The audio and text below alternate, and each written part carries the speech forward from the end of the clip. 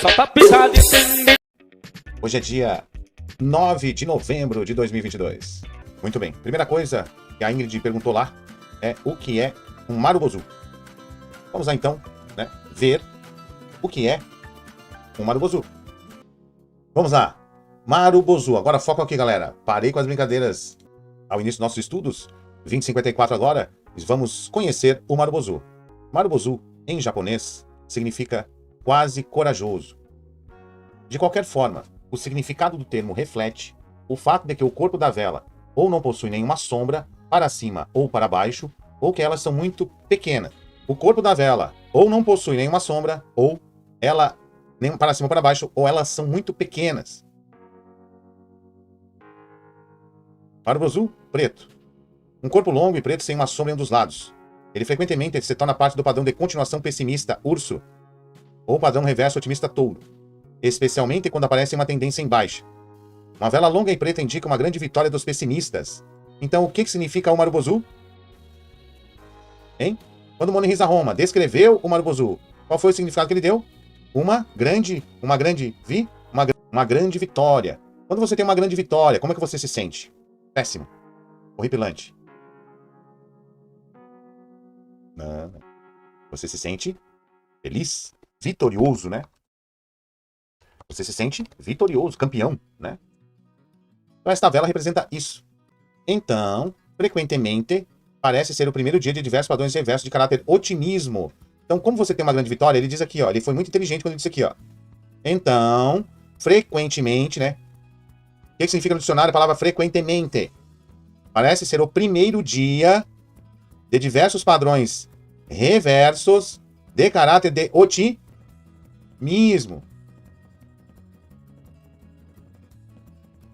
Vamos ver o inverso. Marubozu branco. Um corpo longo e branco sem uma sombra em um dos lados. Esta é uma vela muito forte. Em contraste com o marubozu preto. Contraste. O que significa no dicionário a palavra contraste? Hein? Bota aí, galera. O marubozu preto. Ela frequentemente acaba sendo parte de padrão de otimismo de continuidade. Ou, tem um ou aqui no meio do caminho, cara. Tem um ou aqui, ó. Ou um padrão reverso de pessimismo. Frequentemente significa sucede muitas vezes, continuado, assíduo. E o contraste sinaliza a oposição ou distinção entre coisas. Boa, é o contrário dele, né? Isso prova para nós o que? A nossa teoria lendária de que o inverso é verdadeiro. Entendido aqui o marubozu? Qualquer coisa é só voltar à aula para assistir novamente. O marubozu contém estratégia operacional e eu dei ela para vocês gratuitamente. Vamos ver a nossa demanda de energia da rede Bitcoin? Neste momento a demanda de energia em 11,45 gigawatts de potência. Mineradores estão tranquilos e serenos. Nada mudou com a mineração. Hash rate estável. Derreteu. Lá se foram mais 14% de queda. Neste momento estão no sistema 21.708 ativos digitais. As corretoras são 522. Capitalização do mercado 794 bilhões de dólares. Mais um saque gigante, 184 bilhões de dólares tirado de recursos deste mercado. Agora está ficando mais Nutella do que nunca. A dominância do BTC está em 38,4%, do Ethereum 16,9%. Aqui foi só acompanhando o movimento do preço. Mas os caras ainda sacaram muito mais das altcoins, tá? O Ethereum sacaram proporcional, o Bitcoin também, mas as altcoins sofreram um bocado aí, hein? Sofreram um bocado. Taxa de gás do Ether, um absurdo. 59 gigawatts GWI. Absurdo. No business. Vamos ao gráfico, então, do índice do dólar. Muito bem. Nós estudamos o índice do dólar porque ele é inversamente proporcional. Ele é inversamente correlacionado com o Bitcoin. Então, quando temos o índice do dólar subindo, vamos ter o Bitcoin descendo. Mister, mas ele desvalorizou. É desproporcional ao índice do dólar, sim, porque tem notícias locais envolvidas no processo. Perceba que o índice do dólar ele está andando dentro de uma faixa de negócios, né? Então, estão negociando nesta faixa entre o 109 e o 113. Onde o preço está em relação à faixa? O preço está na parte de baixo da faixa, no meio da faixa ou na parte de cima da faixa? Na parte de baixo da faixa, certo? Observe que, observando o passado, o comportamento do preço, ele vem se movendo em uma faixa e o preço está na parte de baixo da faixa. O que é mais fácil a acontecer? Não significa que vai. Qual é a taxa de acerto desse tipo de estudo? Boa, 61,8% é a taxa de acerto, segundo Fibonacci. Né? Segundo o Fibo, 61,8% de acerto tem esse tipo de estudo. Está a caminho. Muito bem. Já vou perguntar a vocês. No estudo de análise técnica e gráfica, nós usamos a identificação de topos e fundos, né? Então aqui, topo ou fundo. E aqui, na outra seta verde, topo ou fundo. E na seta vermelha, é um fundo. Ótimo, maravilha. Então, como é um fundo, que padrão de vela nós temos aqui? Velas, né? Que padrão de vela é? É um engolfo, né? Um engolfo de alta. O próprio nome diz, é um engolfo. A vela verde incorporou a vela anterior. E nós estamos aqui em um suporte ou uma resistência? Boa, suporte. Muito bem. Então, tá feito o estudo. Já temos nosso contexto de mercado. Já engolfou. É um fundo. Vamos procurar a parte de cima do gráfico. Né? E se você que está aí não acredita que funciona, como o MTK Works, você faz o seguinte, você volta no tempo 1, 2, 3, 4, 5, 6, 7, 8, 9 dias. Você vai lá na live do dia 27 de outubro, você que não acredita que funciona, você vai lá na live do dia 27 de outubro de 2022 e procura o estudo feito deste movimento aqui que não existia. Pessoal, no dia 27 de outubro, né? Como que nós estávamos aqui ao vivo vendo esse gráfico? Era assim?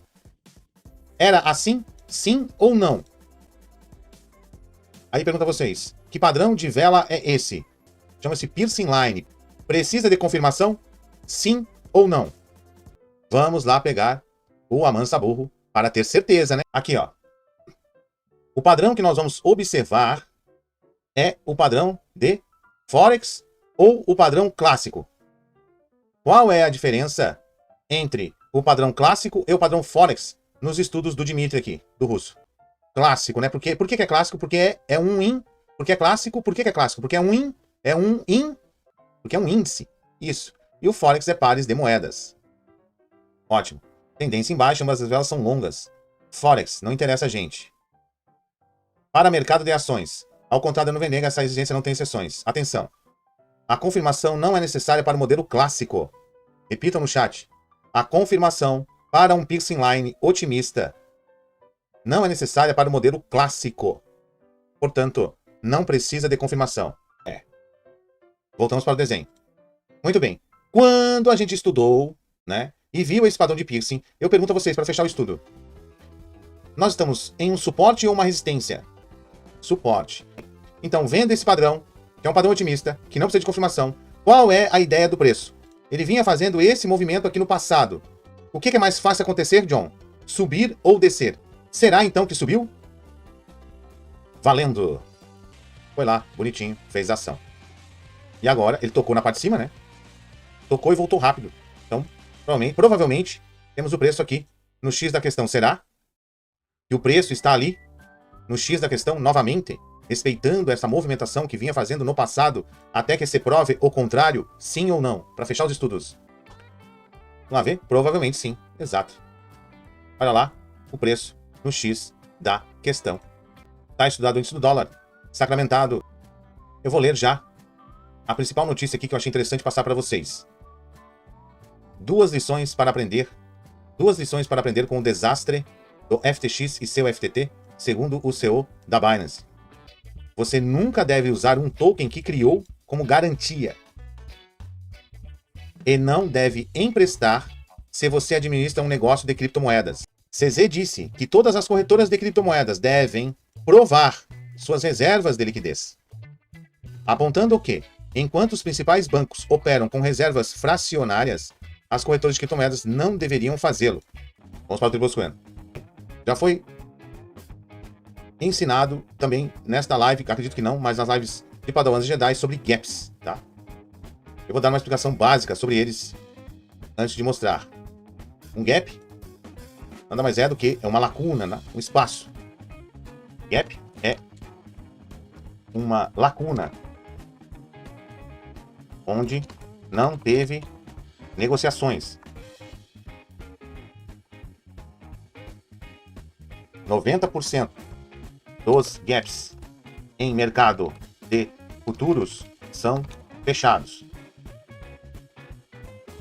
É um buiaco. Bom, já vou dar informação direta e reta. Aqui nós temos um gap. Gráfico mensal do Bitcoin. Do índice, tá? Índice. Geralmente, os gaps são fechados, tá? Ali, especificamente, os futuros é 90%. Nos futuros é 90%. Observe aonde está o preço nesse exato momento. O preço, ele entrou para a zona do gap. Então, pessoal, entrou na zona do gap. Tá aqui. Ele entrou na zona do gap, gente. Então é questão de tempo para ir preencher a lacuna do gap, tá bom? Entendido aqui? Gráfico mensal, gap. Básico, mas pelo menos acredito que já é o suficiente para o entendimento geral da nação. Gráfico do Triple Swan. Todos os nossos suportes foram superados, tá? Todos, sem exceção. Observe. E ainda pode virar um Marubozu no gráfico semanal, hein? Vou tirar fora, acabou, acabou, acabou, acabou. Tudo novo de novo, certo? Tudo novo de novo. Mister, onde está o suporte do semanal? Na própria mínima da semana, 15.600. Eis o nosso suporte. Resistência, nem vou colocar, porque tá, a resistência é a máxima. Não tem outra resistência aqui por enquanto no semanal, tá? É a própria máxima da semana, que é 21.360. Então anote aí, suporte 1, 15.600, resistência 1, 21.300. Para baixo, próximo suporte é os 12.500 dólares. Mister, então eu pergunto a vocês, por que nós temos dois suportes e uma resistência? Por quê? Porque o preço está? Boa, porque está descendo. Ótimo. Vamos ver em relação aos indicadores técnicos. Preço acima ou abaixo da média? Preço abaixo da média, mostrando tendência de baixa. Como está o MACD? Então nós temos, boa noite, Gui. Nós temos aqui o MACD neutro. O MACD está neutro, a força compradora está diminuindo e os indicadores e as médias estão divergentes. Resumo da tendência do semanal pelos indicadores técnicos. Preço abaixo da média, apontando para baixo. E o MACD neutro. Qual é a tendência do gráfico semanal? Alta, baixa ou faixa? Faixa de negociação. Faixa. Por incrível que pareça, os indicadores técnicos apontam faixa de negociação. Boa. Vamos ver o gráfico diário. No gráfico diário, nós temos o preço em relação aos indicadores técnicos. Preço acima ou abaixo da média. Preço abaixo da média. E como que está o estocástico? Está comprado ou vendido? Freitas, vendido. Qual é a tendência do gráfico diário? Alta ou baixa? Tendência de baixa para o gráfico diário. Ótimo, perfeito. Vamos para o intraday. Vamos ver nossa amplitude. A máxima foi no 18.588 menos 15.555. 3.033 pontos de amplitude. Temos amplitude, temos volume, o mercado está direcional, tá? Presta atenção. O próprio nome diz, mercado direcional, significa o quê? Um mercado de uma direção. Do lado, um mercado normal. Mercado direcional. Mercado normal. Se porventura a projeção que eu vou fazer aqui, baseado no histórico do preço, der no suporte semanal, eu fecho a live e vou embora. Aqui, ó. Presta atenção aqui. Nós vamos pegar o tamanho desta batida. Tá? Presta atenção, presta atenção. Nós vamos pegar o tamanho desta batida aqui, ó. Desta aqui.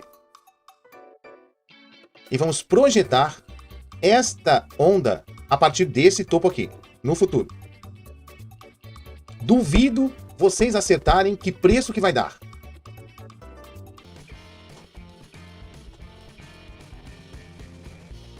E agora?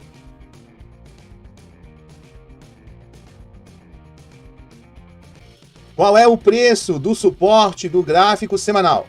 Qual é o preço do segundo suporte do gráfico semanal? Presta atenção.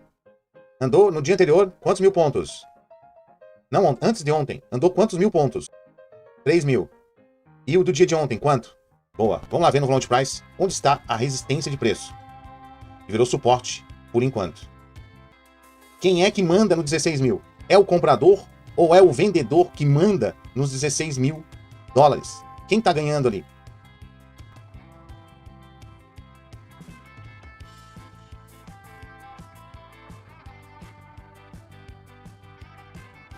Então observa, menino e menina, a famosa mijada. Observe então que o 16 mil é uma resistência de preço, tá? Importantíssima. Nós vamos ficar atentos a ela. O preço neste momento está acima da resistência, que virou suporte temporariamente. Está no 190 aqui. Onde está o acúmulo de negócios? Está no 100 e está no bola, tá? E abaixo do bola. Então o preço, ele pode ficar variando. Posso brincar assim, né? Gente, variando é uma gíria, né? O certo é variando. Mas o preço pode ficar variando, então, entre o 16.300 ao 15.800. A amplitude que dá aqui é muito pequena. Tem que botar 1000zinho de amplitude. Por quê? Nós tivemos 2 dias com amplitude de 3.000 pontos. Qual é a média, então? Se nós tivemos um dia 3.000 pontos, no outro dia 3.000 pontos, qual é a média de amplitude do dia seguinte? Uma média. É 2 de 3.000. A média de 3.000 é metade de 3.000. 1.500. Muito bem, vamos ver o gráfico do Ethereum. Gráfico diário do Ethereum. Vamos marcar a amplitude. Vamos marcar nossos níveis de suporte e resistência do diário. Fechamento é igual a abertura. 15 minutos para fechar a vela do gráfico horário. Vamos ver a amplitude. 266 pontos de amplitude. Vem aqui comigo, ó. O gráfico da esquerda é o Bitcoin e o da direita é o Ethereum. Olha só a diferença, como o Ethereum ele é mais forte do que o Bitcoin. Observe aqui, ó. Enquanto o Bitcoin ele perdeu níveis de suporte importantes, sabemos a perda do suporte, sabemos por que desencadeou isso aqui. Isso aqui, a perda dos 18 mil. O que representava a perda dos 18 mil? Os stops dos mineradores. Por quê? Eles têm que pagar a conta. Então o stop de todo mundo estava ali, para pagar a conta. E olha só, enquanto o Bitcoin ele perdeu esses níveis, dá uma olhada no Ethereum. Para fechar então o estudo. O Ethereum, ele é mais forte que o Bitcoin? Sim ou não? Olha que incrível isso, cara. Muito bem. Por que ele é mais forte? Hoje sim, hoje sim. Por que ele é mais forte? Por quê? Tem motivo, senão nem faço a pergunta, né? Vamos ver, se vocês sabem por que ele é mais forte que o Bitcoin, neste momento, por quê? Ele tem mais utilidade, usabilidade. Exato. Mister, significa então, o Ethereum tem espaço para cair mais? Sim ou não? O Ethereum tem espaço sim, para cair até aqui os $1.000, $900, tá bom? Tem espaço sim, para continuar aqui e trabalhar, pelo menos aqui, a casa dos $1.000, tá? Vamos ver então. Primeiramente, Cake. Obrigado, Valdo Semites. O que é, né? Pancake Swap.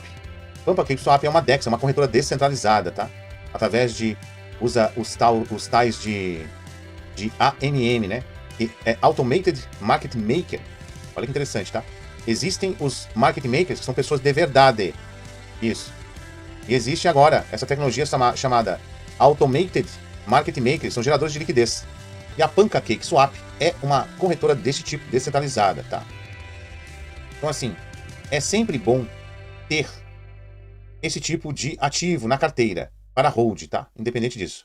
Muito bem. Para as compras, isso é preço de compra de hold. Não tem muito o que fazer aqui, tá? Não tem muito o que fazer. Eu vou te dizer. O cara ainda foi discreto, hein? 30% só. Então, esse é preço de holder. Pelo gráfico diário, então, para podermos levar lá no futuro, né?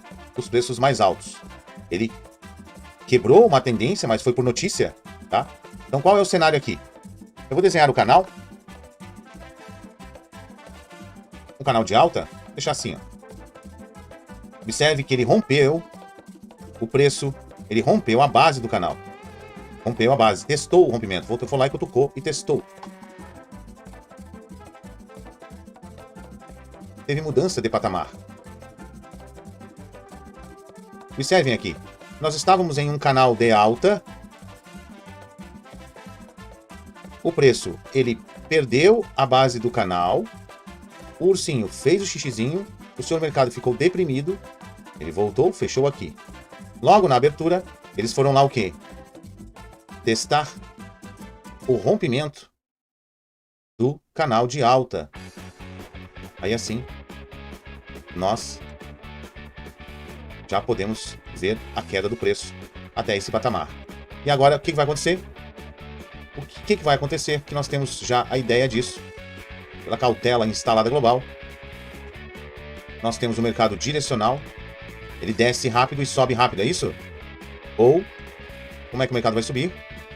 Desce elevador e sobe de escada. Exato, escadinha. Ele sobe, tá bom? Com o pé atrás, né? Então você fica cauteloso, né? Fica desconfiadinho, né? Cauteloso, né, Jonas? Mas segue comprando, não segue? Olha que incrível, né? Vem a pancadaria, aí depois você vem, vai subindo escada e você vai comprando. Gente, pessoal, presta atenção. Polkadot perdeu a tendência primária de alta, tá? E olha só as duas linhas que a gente deixou aqui de propósito. O preço ele testou também, gente. Que perigo isso aqui, cara. Olha só o que o preço fez. E ele ainda segurou na secundária. Ele perdeu a primária. E ainda testou a secundária. Polkadot, então. Pessoal, nem me mexo em Polkadot, tá? Não me mexo. Vai ter chapéu da bruxa. Pode crer. Pessoal, presta atenção. Mask. Vai ter chapéu da bruxa. Vão devolver tudo. Pode esperar por aqui assim, ó. 1,12, 1,15. Vão devolver. Certeza absoluta, gente. Não tem o que fazer aqui. É simples. O mercado não se move em ondas. O mercado se move em ondas? Sim ou não? O que tem no gráfico ali? Tem um quadrado aqui no gráfico? Não, tem uma onda. Tem um quadrado no gráfico, foi boa, né, galera? Nier, então. Vamos ver aqui se vai ter fundo duplo aqui. 1,50, tá? Ó, pelo menos tem suporte aí a 1,54 para o Nier. Nada a fazer, é só assistir. Só assistir. Nier chegando aqui nesse patamar aqui de 1,54 nessa região, tá bom?